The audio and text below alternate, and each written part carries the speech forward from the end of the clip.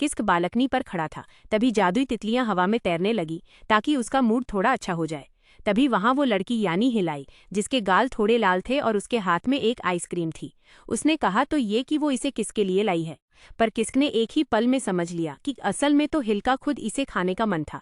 बेचारा किस्क और कर भी क्या सकता था। उसने अपना कोट निकालकर हिल के कंधों पर डाल दिया। हिल की नज़रों में इस वक्त किस्क बिल्कुल एक काबिल क्राउन प्रिंस जैसा लग रहा था। उसकी ये तारीफ सुनकर किस्क हक्का बक्का रह गया और सोचने लगा कि हिल आखिर क्या बड़बड़ा रही है। लेकिन हिल को किस्क की ये खूबी बहुत पसंद आई कि वो अपने परिवार को बचाने के लिए किसी भी खतरे से टकराने को तैयार था। तभी किस्क ने उस जगह के बारे में पूछा जहां वो दोनों जाने वाले थे, यानी रक्षिर ड्यूक का इलाका। हिल ने बड़े प्यार से बताया कि रक्षिर में चारों तरफ गुलाबों और देवदार के पेड़ों की खुशबू फैली रहती है और वहां की ठंडी हवाओं के बीच दोपहर में सो जाना किसी सुकून से कम नहीं है। हिल की बातें सुनते हुए किस्क की नजरें उस पर जाकर ठहर गईं। भले ही ये लड़की एक अजीब सी जादूगरनी थी, पर जब भी किस्क मुश्किल में होता या टूटने वाला होता, ये हमेशा मजबूती से उसके साथ खड़ी रहती। लेकिन कहानी में अब एक जबरदस्त मोड़ आने वाला है, जहां जलन और दुश्मनी पूरे माहौल को एक जंग के मैदान में बदल देगी। वापसी से एक दिन पहले कायुक आराम से पैर फैलाकर बैठा था और कहने लगा कि हिल ने माउजे से भिड़कर बहुत बड़ा रिस्क लिया है, क्योंकि वो दूसरी महारानी का सगा भाई है। मगर हिल को इन बातों की रत्ती भर भी परवाह नहीं थी। उसने दो टूक शब्दों में कह दिया कि जो भी रक्षिर को कम समझने की गलती करेगा, वो उसे इतनी आसानी से नहीं छोड़ेगी। ये कहते हुए उसने कायुक को एक तोहफा दिया और उसे इतने समय तक ख्याल रखने के लिए शुक्रिया कहा। लेकिन ऐसा लग रहा था कि हिल इस गिफ्ट को देने के चक्कर में शायद कुछ जरूरी चीज भूल गई है। लेकिन इसका एक और मतलब भी था, पर शुक्र है कि कोई बड़ी गलत फहमी नहीं हुई।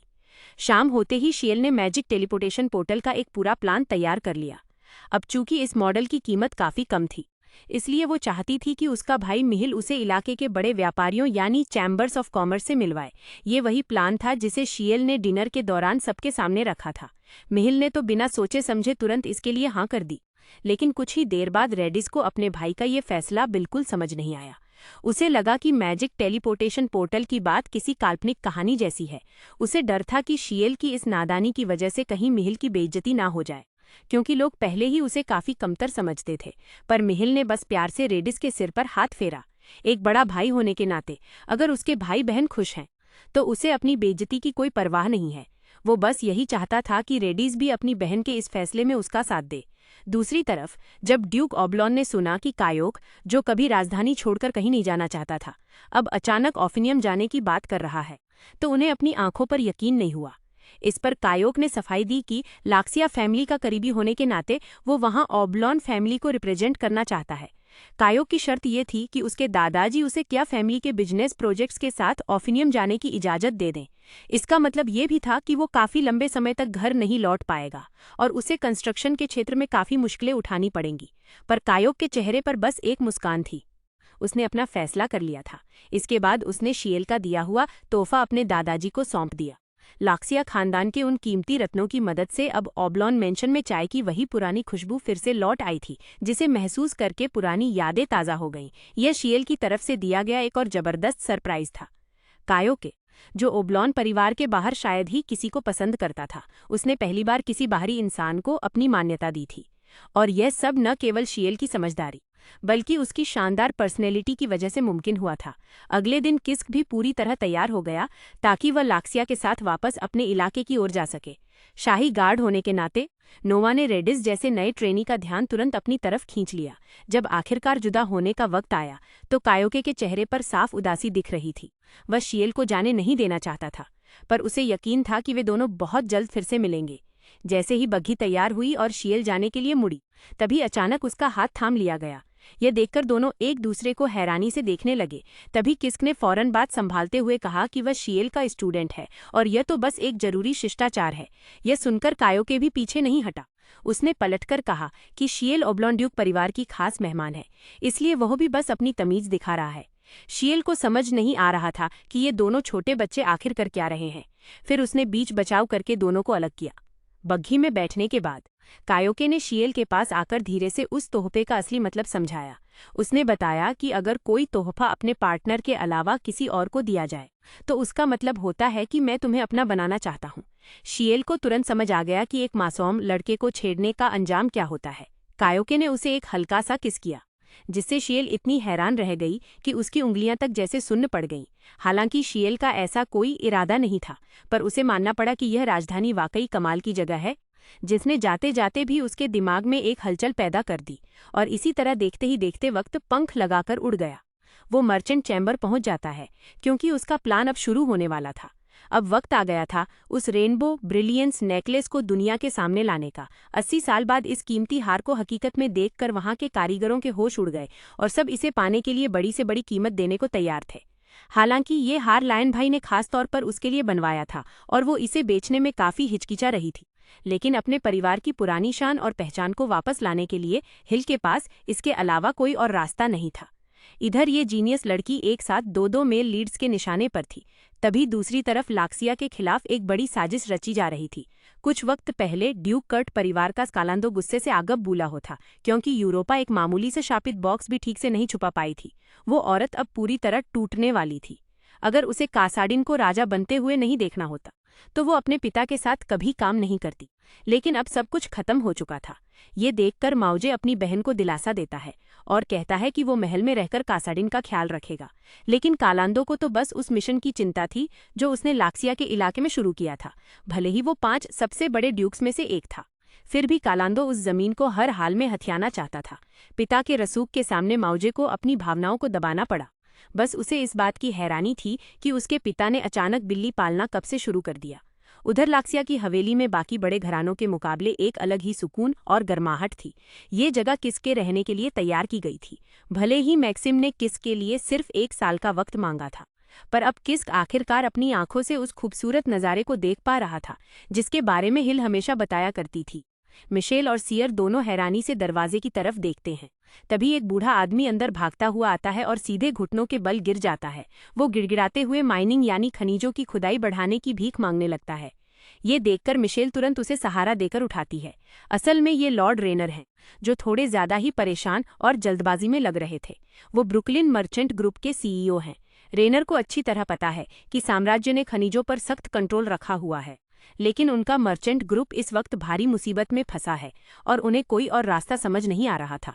लक्सिया इलाके में मौजूद ब्रुकलिन की खदानें हमेशा से बहुत ही शांति के साथ आगे बढ़ रही थी। भले ही वहां से कमाई बहुत ज्यादा नहीं होती थी, लेकिन सभी लोग आपस में मिलजुल कर रहते थे। लेकिन हाल ही में बहुत सारे वर्कर्स एक एक करके काम छोड़कर जाने लगे और ताज्जुब की बात यह थी कि उन्होंने जाने की कोई वजह तक नहीं बताई। वेगा नाम के एक नए मर्चेंट ग्रुप ने उन्हें ज्यादा पैसों का लालच देकर अपनी तरफ कर लिया था। सिर्फ इतना ही नहीं, वो लोग मार्केट रेट से बहुत ही कम दाम पर सामान बेचकर ब्रुकलिन के पुराने कस्टमर्स को भी छीन रहे थे। यहाँ आकर सियर को असली बात समझ आई। ऐसा लग रहा था जैसे सामने वाले को पैसों की कोई परवाह नहीं है, बल्कि वो बस ब्रुकलिन मर्चेंट ग्रुप को पूरी तरह खत्म करना चाहते हैं। और अब हालत यह है कि ब्रुकलिन ग्रुप पूरी तरह दिवालिया होने की कगार पर पहुंच चुका है। सियर ने अपनी तेज बुद्धि से समझ लिया था कि ये मामला जितना दिख रहा है उससे कहीं ज्यादा गंभीर है। किसी इलाके का मर्चेंट ग्रुप सिर्फ व्यापार के लिए नहीं होता, वो लोकल लोगों को नौकरी देते हैं, अलग अलग जगहों पर घूमकर खुफिया जानकारी जुटाते हैं और पूरे इलाके की इकोनॉमी को संभालते हैं। सियर किसी भी कीमत पर इस मर्चेंट ग्रुप को बंद नहीं होने दे सकता था। इसलिए रेनर का मानना था कि अगर शाही परिवार खुद खनिजों की खरीद बिक्री में शामिल हो जाए तो वेगा ग्रुप के लिए अपनी चालों में कामयाब होना आसान नहीं होगा। भाई बहन दोनों इस बात पर राजी हो गए और उन्होंने शाही परिवार से संपर्क करके माइनिंग का कोटा बढ़ाने का फैसला किया। खरीदारी बढ़ाने के साथ साथ हील खुद माइन की स्थिति देखने के लिए वहां पहुंच गया। कुछ ही देर में हील ब्रुकलिन के कमर्शियल एरिया में पहुंचा, लेकिन जैसे ही वो अपनी बग्घी से उतरा, वहां की उदासी और सन्नाटा उसे साफ महसूस होने लगा। वहां के रहने वाले लोग चाहे जो भी कोशिश कर लें, पर वहां के हालात बदलने का नाम नहीं ले रहे थे। हील यहाँ एक खास मकसद से आया था, लेकिन वहां का माहौल देखकर उसने सोचा कि अपनी बात बाद में करना ही ठीक रहेगा। तभी उसका सामना उन 2 लोगों से हुआ जो एक बच्चे को बहला रहे थे और हील को हिम्मत दे रहे थे कि जो भी उसके मन में है वो उसे खुलकर सबके सामने कहे। ये सब देखकर हील पूरी तरह से स्पीचलेस हो गया। उसे बड़ से इससे थका दिया था। वैसे उस पोर्टल वाली बात का प्रेशर हील में उसे बुरी तरह थका दिया था और ऊपर से उस पोर्टल वाली बात का प्रेशर हील को बहुत ज्यादा परेशान कर रहा था। तभी लेना से उसे पता चला कि ये लड़की मर्चेंट ग्रुप के लीडर की बेटी है। इसके बाद लेना ने वियांखा को उन भाई बहनों की पहचान के बारे में बताया। वियांखा इस मर्चेंट ग्रुप में परफ्यूम और बाकी सजावटी चीजें बनाने का काम संभालती थी।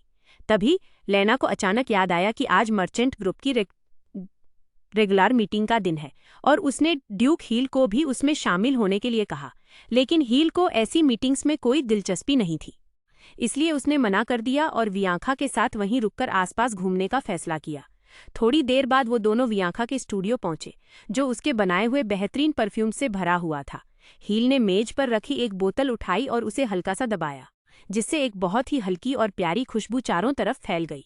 ये यकीन करना मुश्किल था कि इतनी मैच्योर और प्रोफेशनल चीज इस लड़की ने खुद अकेले तैयार की है। मर्चेंट ग्रुप की जो तंगी और खराब हालत अभी दिख रही थी, वो साफ बता रही थी कि बाकी इलाकों के मुकाबले यहाँ के हालात बिल्कुल अलग थे। वियांका शीयर को दिलासा देना चाहती थी, क्योंकि ड्यूक राक्षियर के हालात बाकी ड्यूक से काफी अलग थे, लेकिन उसे जल्दी ही एहसास हुआ कि उसने कुछ गलत कह दिया है। बसर शीयर ने उसकी बात का बुरा नहीं माना, बल्कि वो तो उसकी बात से पूरी तरह सहमत था। जब से शीयर वापस लौटा था, उसने अपने इलाके के बाकी बिजनेस पर बिल्कुल ध्यान नहीं दिया था और इस बात से उसे थोड़ी शर्मिंदगी महसूस हो रही थी। तभी वियांका एक बॉक्स लेकर आती है। यह उसका बनाया हुआ एक नया प्रोडक्ट था, जिसे उसने मक्के के आटे और वेनिला से तैयार किया था। यह स्किन को बहुत कोमल और सॉफ्ट बना देता था। दरअसल वियांका का परिवार कांपा इलाके के पास मक्के की खेती करता है। वहाँ की जमीन काफी बंजर है और वहाँ सिर्फ मक्का ही उग सकता है, लेकिन वहाँ के मक्के की क्वालिटी दूसरे इलाकों के मुकाबले बहुत खराब थी। मक्के को खेतों में सड़ने देने के बजाय वियांका ने इसके दूसरे इस्तेमाल ढूंढने शुरू कर दिए, लेकिन अगर इसका बड़े पैमाने पर प्रोडक्शन किया जाता तो ये मार्केट में चल रहे मक्के के बिजनेस को नुकसान पहुंचा सकता था। पर शीयर को वियांका का यह आइडिया बहुत पसंद आया। उसे लगा कि अभी उनके इलाके को पुराने तौर तरीकों को तोड़ने की हिम्मत चाहिए। तभी शीयर के दिमाग की बत्ती जली। उसने सोचा कि अगर मक्का काफी मात्रा में है तो वियांका का प्रोडक्ट आसानी से बनाया जा सकता है। उसने सुझाव दिया कि क्यों न हम इसमें मक्के के आटे का इस्तेमाल थोड़ा कम कर दें। यह सुनकर वियांका एकदम हैरान रह गई। उसे लगा कि अगर मक्के का पाउडर कम इस्तेमाल होगा तो उसका असर भी कम हो जाएगा, लेकिन शीयर ने असली समस्या की ओर इशारा किया। उसने बताया कि अभी जो पाउडर है वो बहुत ज़्यादा बारीक है, जिसे हाथ लगाते ही वो हर तरफ फैल जाता है। सावधानी से इस्तेमाल करने पर भी आधा पाउडर तो हवा में ही उड़ जाता है। इसलिए अगर वो इस पाउडर को कॉम्पैक्ट यानी अच्छी तरह दबाकर ठोस बना दे तो इसका इस्तेमाल भी कम होगा और बर्बादी भी नहीं होगी। और इसी तरह बिल्कुल वैसा ही रिजल्ट मिल गया। इस तरीके ने वियांका की सारी टेंशन को जड़ से खत्म कर दिया और उसने साफ कह दिया कि अगली बार वो शीयर को एक बेहतरीन फाइनल प्रोडक्ट दिखाएगी। कुछ ही देर बाद वो दोनों उस सुधारे हुए प्लान को लेकर वियांका के पिता को रिपोर्ट देने के लिए निकले, लेकिन तभी उन्होंने देखा कि सामने एक अनजान शख्स खड़ा है। उस आदमी की आंखों में वियांका को देखते ही बुरी नीयत साफ झलक रही थी। लायना नहीं चाहती थी कि वो वियांका को परेशान करे, इसलिए उसने उस आदमी से फौरन अपना मकसद बताने को कहा। ली शीयर को भी उसकी पहचान जानने की काफी दिलचस्पी हुई। तब उस आदमी ने अपना इंट्रोडक्शन दिया। वो वेगा ग्रुप का मालिक रेवेन था। उसने बताया कि कल से वो डोमिनी डिस्टिलरी का भी मालिक बन जाएगा। लायना की हैरान आंखों के सामने उसने दावा किया कि उसने डोमिनी से उनका 4 पीढ़ियों पुराना खानदानी बिजनेस खरीद लिया है। इसलिए अब वो मांग कर रहा था कि मर्चेंट ग्रुप डिस्टिलरी का बकाया 25 लाख का कर्ज तुरंत चुकाए। उसकी नफरत और कड़वाहट साफ दिख रही थी, जैसे वो जानबूझकर मर्चेंट ग्रुप पर इस भारी कर्ज का बोझ लादना चाहता हो। उसी वक्त जैसे उसे ग्रुप की खराब माली हालत का पहले से अंदाजा हो, उसने कर्ज के बदले एक जमीन खरीदने का ऑफर दिया। उसे टाम्पा रीजन की जमीन चाहिए थी। रेवेन ने कहा कि वो बंजर जमीन किसी काम की नहीं है और मिशियर को इस पर ठंडे दिमाग से सोचने की सलाह दी। उसने ताना मारा कि अगर सिर्फ पिछली पीढ़ी के झूठे स्वाभिमान की बात है तो 11 साल का ये बोझ अब उतार फेंकना ही बेहतर है। टाम्पा रीजन वही जगह थी जहां शीयर को उसकी पिछली जिंदगी में दफनाया गया था, इसलिए मिशियर इसे किसी भी कीमत पर छोड़ने को तैयार नहीं था। रेवेन की बैंकरप्सी यानी दिवालिया करने की धमकी के बावजूद मिशियर एक कदम भी पीछे नहीं हटा। अब उसे वेगा ग्रुप से आगे बात करने में कोई दिलचस्पी नहीं रह गई थी और रेवेन ने जाने से पहले उसने एक बड़ा धमाका कर दिया। वियांका पिता एंटोनियो अगले महीने से वेगा मर्चेंट ग्रुप में काम शुरू करेंगे। यह कहकर वो बड़े घमंड के साथ वहां से चला गया। वापसी में घोड़े की बग्घी पर हमेशा खुश रहने वाला मिशेल एक शब्द भी नहीं बोला। शील को भी वो बात याद आ गई। टाम्पा का इलाका बीते समय में डार्क कल्ट का ठिकाना हुआ करता था, जहां मरे हुए लोगों को जिंदा करने जैसे अनगिनत भयानक काम किए जाते थे। लेकिन आखिर वेगा मर्चेंट ग्रुप को यही जगह क्यों चाहिए थी? पता नहीं ये शील का वहम था या कुछ और, पर उस आदमी के हाथ पर बना टैटू शील को जाना पहचाना सा लगा। ये एहसास उसे बहुत बेचैन कर रहा था। शील को लगा जैसे वो फिर से किसी अनजान मुसीबत के भंवर में फंसता जा रहा है। वो अपने कमजोर दिल को दबाकर बार बार अपनी इज्जत और गरिमा को दांव पर लगा रहा था, सिर्फ इसलिए ताकि अपने प्यारे परिवार को बचा सके। जब शील ने सुना कि मिशेल ने टाम्पा की जमीन को बचाने के लिए शाही परिवार को चिट्ठी तक लिख दी है, तो वो एकदम चुप हो गया। शील का पुराना शरीर तो बहुत पहले ही जादू के तूफान में फंसकर धूल बन चुका था। मिशेल इस जमीन के लिए जो इतनी मेहनत और अपना खून पसीना एक कर रहा था, शील को लगा कि ये सब इसके लायक नहीं है। लेकिन जैसे ही उसने अपनी ये सोच सामने रखी, हमेशा कमजोर दिखने वाला मिशेल अचानक बेकाबू गुस्से में आ गया। वो जोर से चिल्लाया, शील चुप हो जाओ। अगर हम जरा सी मुश्किल देखकर अपनी दादी की कब्र वाली जमीन छोड़ देंगे तो फिर आगे क्या होगा? पिता की यादें और दादी की आखिरी निशानियां, सब कुछ एक एक करके उससे दूर होता चला जाएगा। वो बस अपने अंदर की उस आखिरी सीमा की रक्षा कर रहा था। जब मिशेल ने पहली बार अपने पूर्वजों के मंदिर की दहलीज पार की थी, तभी वो ये बात अच्छी तरह समझ गया था कि परिवार को किसी भी हाल में खुद से अलग नहीं किया जा सकता।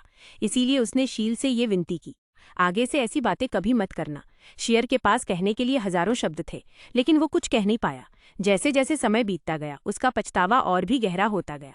कुछ दिनों बाद लक्सिया के आंगन में जब से किस्क इस हवेली में आया था, तब से यहाँ काफी चहल पहल बढ़ गई थी।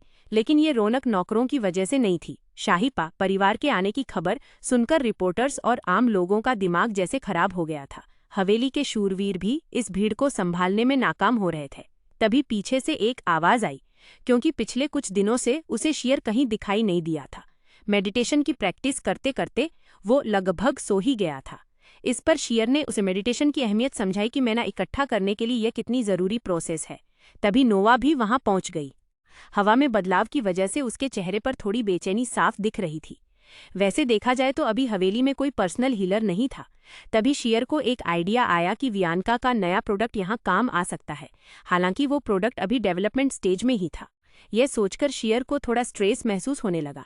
इसी बीच किस्क की नज़र शीयर के नोट्स पर पड़ी और उसने फौरन पूछा कि शीयर ने यहाँ ऐसा सिंबल क्यों बनाया है। तब शीयर को किस्क से पता चला कि यह असल में कोर्ट फैमिली का निशान है। शीयर को जो वो अजीब सी जान पहचान वाली फीलिंग आ रही थी, वो इसलिए थी क्योंकि उसने माउजे के हाथ पर भी बिल्कुल ऐसा ही डिजाइन देखा था। उस शांत स्वभाव वाली नौकरानी का गुस्सा देखकर किस्क को यकीन ही नहीं हो रहा था। तभी मर्चेंट ग्रुप की एक चिट्ठी शीयर के हाथ में पहुंची। उसे जल्दी से पढ़ने के बाद शीयर ने किस्क को अपने भाई को एक मैसेज देने के लिए कहा।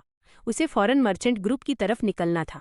इसी बीच एंटनी ने जैसे ही वेगा मर्चेंट ग्रुप ज्वाइन किया, उसे पता चला कि उनका हेडक्वार्टर शिफ्ट होने वाला है। एंटनी तो बस वेगा ग्रुप के लीडर रेवेन से मिलना चाहता था, लेकिन रेवेन ने उसे साफ कह दिया कि वो एक मामूली आम आदमी है और अगर वो अपनी खैरियत चाहता है तो उसे बस चुपचाप हुक्म मानना होगा। एंटनी ने जब कुछ कहना चाहा तो रेवेन ने उसे बिना किसी रहम के जमीन पर पटक दिया। रेवेन को लगता था कि एंटनी जैसा मामूली सड़क पर सामान बेचने वाला इंसान उससे बहस करने के लायक भी नहीं है। अपने परिवार की सलामती के बारे में सोचो। बस इतना कहकर रेवेन वहां से चला गया। थोड़ी देर बाद एंटनी की पत्नी उसके जख्मों को साफ कर रही थी। एंटनी को अपने बच्चों के सामने बहुत शर्मिंदगी महसूस हो रही थी। तभी अचानक वियांका ने बड़े उत्साह के साथ दरवाजा खोला और चिल्लाई, देखो मैं किसे साथ लाई हूँ। अगले ही पल हील अंदर आई और सबको ग्रीट किया। लाक्सिया खानन के वो खास सिल्वर बाल देखते ही सब पहचान गए कि ये कौन है। अपने पति को हैरान देख पत्नी ने जल्दी से हील के लिए चाय का इंतजाम किया। हील यहाँ सिर्फ एक मकसद से आई थी।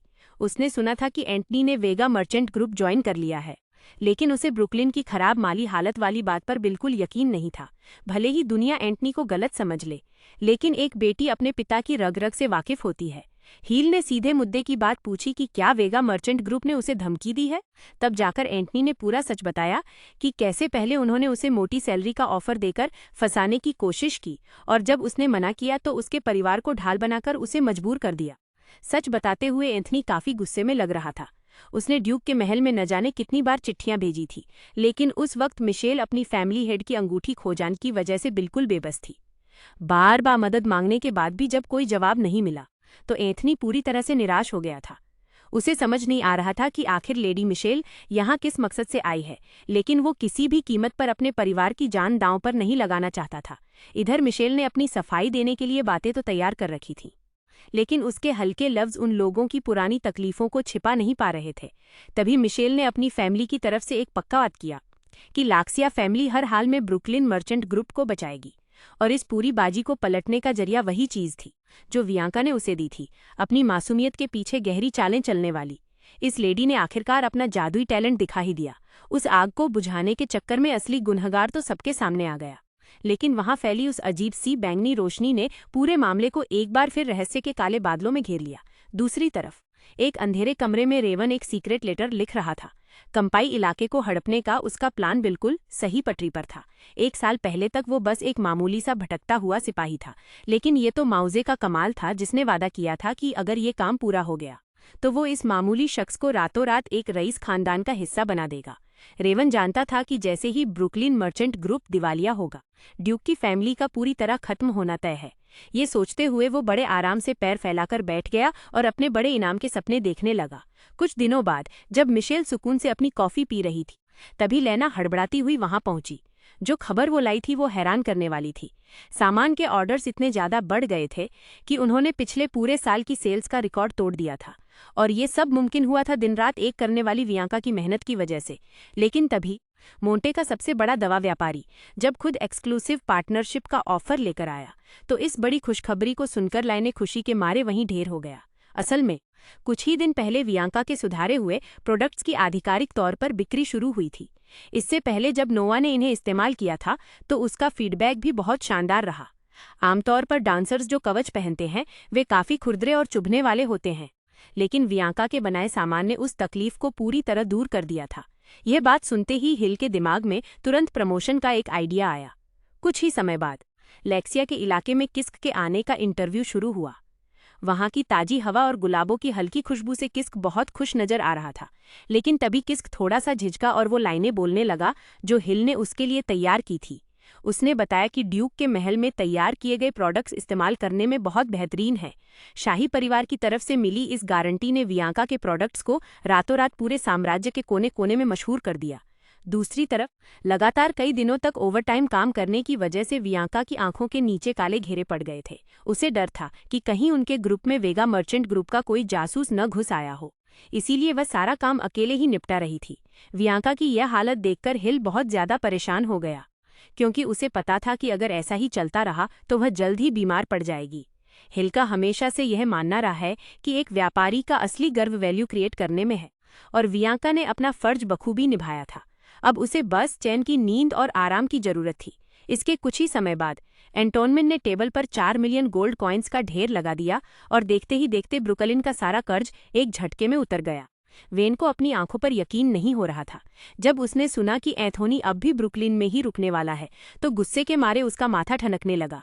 उसने एक बार फिर एंथोनी के घरवालों को जान से मारने की धमकी दी, लेकिन एंथोनी पर इन धमकियों का कोई असर नहीं हुआ। रात के सन्नाटे में जब वियांका और उसका भाई एक छोटे रास्ते से जा रहे थे, वेन अंधेरे के साए से बाहर निकल आया। वो हर हाल में एंथोनी को उसके इस फैसले का मजा चखाना चाहता था। अगले ही पल उसने अपनी लंबी तलवार निकाली और वियांका पर पूरी ताकत से वार कर दिया। लेकिन जैसा उसने सोचा था वैसा कुछ भी नहीं हुआ। उसे अचानक अपना शरीर हवा में हल्का महसूस हुआ, और फिर एक तेज दर्द के साथ वो धड़ाम से जमीन पर जा गिरा। उसे अपनी आंखों पर भरोसा नहीं हो रहा था, क्योंकि उसके सामने वियांका ने बाकी सभी कातिलों का बड़ी आसानी से सफाया कर दिया था। फिर अचानक उसके चांदी जैसे बाल दिखने लगे और लेडिस ने अपना असली चेहरा सबके सामने दिखाया। अपनी बहन के प्लान को पूरा करने के लिए उसने वाकई बहुत मेहनत की थी। ये एक जाल है, ये समझते ही रेवन वहां से दुम दबाकर भागने लगा। लेकिन जैसे ही वो खड़ा हुआ उसने अपने सामने हिल को खड़ा पाया। रेवन के चेहरे पर एक बेरहम भाव आया और उसने फुर्ती से पास पड़ी तलवार की तरफ हाथ बढ़ाया। लेकिन तभी उसके चारों तरफ आग की भयंकर लपटें उठने लगी। दुनिया के सामने हमेशा एक मासूम दासी बनकर रहने वाली हिल असल में रेवन के बारे में काफी कुछ जानना चाहती थी। हिल ने अपनी उंगलियों को थोड़ा हिलाया और रेवन के हाथ जादुई ताकत के साथ ऊपर उठ गए। जैसे ही रेवन के हाथों पर बना वो निशान हिल की पुरानी यादों से मेल खाने लगा। कहानी ने एक नया मोड़ ले लिया। अब मास्टरमाइंड का शक यकीन में बदल चुका था और फौरन रेवन के ऑफिस की तलाशी लेने के लिए लोग भेज दिए गए। यह सुनते ही रेवन के चेहरे का रंग उड़ गया। उसके दराज में कुछ ऐसी चिट्ठियां मिली जो अभी तक भेजी नहीं गई थीं, लेकिन अब उसके किसी भी बहाने का कोई मतलब नहीं रह गया था। असल में कर्ट फैमिली का आर्डर बस इतना था कि वह किसी भी तरह कापा की जमीन पर कब्जा कर ले। तभी अचानक रेवन जमीन पर ढेर हो गया और उसके मुंह से अपने आप खून निकलने लगा। यह अचानक हुए बदलाव को देखकर हील फौरन सेल के अंदर भागा, क्योंकि उसे अभी बहुत से राज उगलवाने थे और वह रेवन को इतनी आसानी से मरने नहीं दे सकता था। तभी हील को रेवन की बॉडी पर एक शापित यानी कर्ज्ड एनर्जी महसूस हुई। हील को याद आया कि जब टीचर ज्यून की मौत हुई थी तब फ्लाम पागल होकर गायब हो गया था, और अब उस शाप का सच फ्लाम के नाम के साथ जुड़कर सामने आ रहा था। रेवन के शरीर पर वह शाप तेजी से फैल रहा था, लेकिन अगले ही पल वो खौफनाक नजरों से अपने सामने रखी तलवार को दिखाने लग। हैराना की बात यह थी कि रेवन अपनी सारी यादें खो चुका था। ये एक ऐसा शाप था जो किसी के भी राज उगलते ट्रिगर हो जाता था। हील ने अपने गार्ड्स को उन चिट्ठियों की जांच करने को कहा जो रेवन के ऑफिस से मिली थीं। उसे समझ नहीं आ रहा था कि आखिर कट फैमिली कांपा जैसी बंजर जमीन के पीछे इतनी हाथ धोकर क्यों पड़ी है। रेवन के गायब होती वेगा मर्चेंट ग्रुप पूरी तरह तबाह हो गया और ब्रुकलिन मर्चेंट ग्रुप में फिर से जान आ गई। इसी बीच रॉयल फैमिली की तरफ से माइनिंग ऑर्डर्स की फाइल मिशेल के हाथों में पहुंच गई। हील ने देखा कि इस काम के लिए उसका भाई मिशेल कई रातों तक जागकर मेहनत कर रहा था। हालात चाहे कितने भी मुश्किल क्यों न हो, मिशेल हमेशा ठंडे दिमाग से अपना काम पूरा करना जानता था। जैसे जैसे ब्रुकलिन में फिर से जान लौटने लगी, हिल की लाइफ में इतनी ज्यादा भागदौड़ बढ़ गई कि उसे वियांका के भाई को अपना हेल्पर बनाना पड़ा। ब्रुकलिन मर्चेंट ग्रुप की मुसीबत की वजह से जो प्लान्स बीच में लटक गए थे, अब उन्हें फिर से शुरू करने का सही समय आ चुका था। हिल की प्लानिंग के मुताबिक पोर्टल का बिजनेस सबसे पहले ऑब्लॉन और लाक्सिया के इलाकों में शुरू होना चाहिए। इसके लिए वो चाहता था कि रेनर उसे मैजिक स्टोन्स की माइनिंग के लिए वर्कर्स और पैसा प्रोवाइड करे। हिल की ये बात सुनकर एक बार तो रेनर को अपनी कानों पर यकीन नहीं हुआ, लेकिन हिल की आंखों में जो चमक और कॉन्फिडेंस था, उसे देखकर रेनर खुद को रोक नहीं पाया। उसे महसूस होने लगा कि हिल के वो नामुमकिन से लगने वाले आइडियाज अब सच होने वाले हैं। हालांकि उसे नहीं पता था कि हिल इस साम्राज्य को किस तरह के फ्यूचर की तरफ ले जाएगा या उसे किस तरह रिएक्ट करना चाहिए, पर उसने हिल के फैसले पर यकीन करना ही बेहतर समझा। इसी बीच माउजे का मिशन फेल होने की वजह से कोल्ट फैमिली का कालेंडो पूरी तरह अपना आपा खो बैठा और पागल हो गया। कालेंडो पहले से ही थोड़ा अलग थलग रहता था, पर अब तो वो पूरी तरह पागलपन की हदें पार कर चुका था। उसी वक्त एक नौकरानी की नज़र एक काली बिल्ली पर पड़ती है जो उसे काफ़ी समझदार और जादुई लगती है। वो बिल्ली उस नौकरानी के सपने में भी आती है और अपना नाम बताती है फ्लाम। इधर दिन भर की कड़ी मेहनत के बाद बेचारा हिल थककर चूर हो चुका था और आराम करना चाहता था। उसे लग रहा था कि जैसे उसने अपनी पूरी जिंदगी का काम इन कुछ दिनों में ही खत्म कर दिया हो। लेकिन जैसे ही उसे याद आया कि किस्क की मैजिक ट्रेनिंग अभी अधूरी है, तो उसकी हालत खराब होने लगी और उसे रोना आ गया। हालांकि इन पिछले कुछ दिनों में उसने ट्रेनिंग के लिए काफ़ी ज़्यादा मैजिक पावर जमा कर ली थी। टीचर के मैदान में उतरने का इंतजार किए बिना अगले ही दिन हिल टीचर ने अपनी क्लास और सबक देना शुरू कर दिया। जैसे ही उन्होंने मेज पर किताबों का एक बड़ा सा ढेर लगा दिया, उसे देखकर उस छोटे राजकुमार को एक तगड़ा झटका लगा, क्योंकि ये सिर्फ एक ही दिन का सिलेबस था। किस्क को तो अब अपनी जिंदगी में कोई उम्मीद नहीं दिख रही थी। वो अपने सामने खड़े इस सीरियस हिल को देख रहा था, जो उम्र में उससे छोटा होने के बावजूद बिल्कुल भी वैसा नहीं लग रहा था। हिल ने मैजिक की बनावट, उसके 5 एलिमेंट्स और उनसे होने वाले एलिमेंटल रिएक्शंस को समझाना शुरू किया। हिल ने पूरा का पूरा ब्लैकबोर्ड लिख लिख कर भर दिया, लेकिन जैसे ही वो पीछे मुड़ा, उसने देखा कि किस्क तो कब का वहां से रफू चक्कर हो चुका है। अगले कुछ दिनों तक किस्क ने क्लास बंक करने के लिए हर मुमकिन तरीका आजमाया, जिसे देखकर अब हिल का सब्र पूरी तरह जवाब देने लगा था। लेडीज का चेहरा भी एकदम गंभीर हो गया, क्योंकि ये वाकई बहुत ज्यादा था। वो लोग हिल के सामने ही पूरे जोर शोर से गेम खेलने में मस्त थे। ये सब देखकर हिल काफी लाचार महसूस कर रहा था, क्योंकि किस्क वाकई में मैजिक के मामले में बहुत टैलेंटेड था। उसने सिर्फ 1 महीने में वो ट्रेनिंग पूरी कर ली थी, जिसे पूरा करने में बाकी लोगों को 1 साल का वक्त लगता है। क्योंकि हिल के पुराने स्टूडेंट्स काफी मेहनती और जोशीले थे, इसलिए उसे किस्क से भी वैसी ही उम्मीदें थी। शाम के वक्त किस्क की अजीब हरकतों ने हिल की बेचैनी बढ़ा दी। वो किस्क के घर पहुंचा और धीरे से दरवाजा खोलकर अंदर झांका। डूबते हुए सूरज की किरणें किस्क के चेहरे पर पड़ रही थी और हिल को अपनी आंखों पर यकीन नहीं हुआ। किस्क असल में चुपके से मैजिक की पढ़ाई कर रहा था। किस्क ने भले ही हिल से कहा था कि वो उससे कोई उम्मीद न रखे और वो क्लास में नहीं आएगा, लेकिन ये नज़ारा देखकर हिल बस उसके चेहरे की तरफ देखता रह गया। शुरुआत में उसे बस एक ऐसा दोस्त या स्टूडेंट चाहिए था जिसके साथ वह अपना मैजिक शेयर कर सके। हील को लगा कि किस्क इसमें इंटरेस्ट लेगा, लेकिन वह उस लड़के की असली भावनाओं को समझना भूल गया। यह सुनकर किस्क ने धीरे से अपनी चुप्पी तोड़ी। असल में यही वह बात थी जिससे उसे नफरत थी। कभी किसी ने उससे उसकी राय नहीं पूछी और न ही किसी ने उसके जज्बातों की परवाह की। सिर्फ उसकी पहचान की वजह से सबने उसकी तकलीफों को बहुत मामूली समझ लिया। एक वक्त था जब उसने तलवारबाजी की इतनी प्रैक्टिस की थी कि उसकी उंगलियों से खून निकलने लगा था, लेकिन बदले में उसे सिर्फ नफरत और तिरस्कार मिला। उसका दर्द हमेशा दूसरों के लिए उसे नीचा दिखाने का जरिया बन गया, जो किस्क के दिल में किसी खंजर की तरह चुभता था। लेकिन तभी हील ने आगे बढ़कर उसे गले लगा लिया।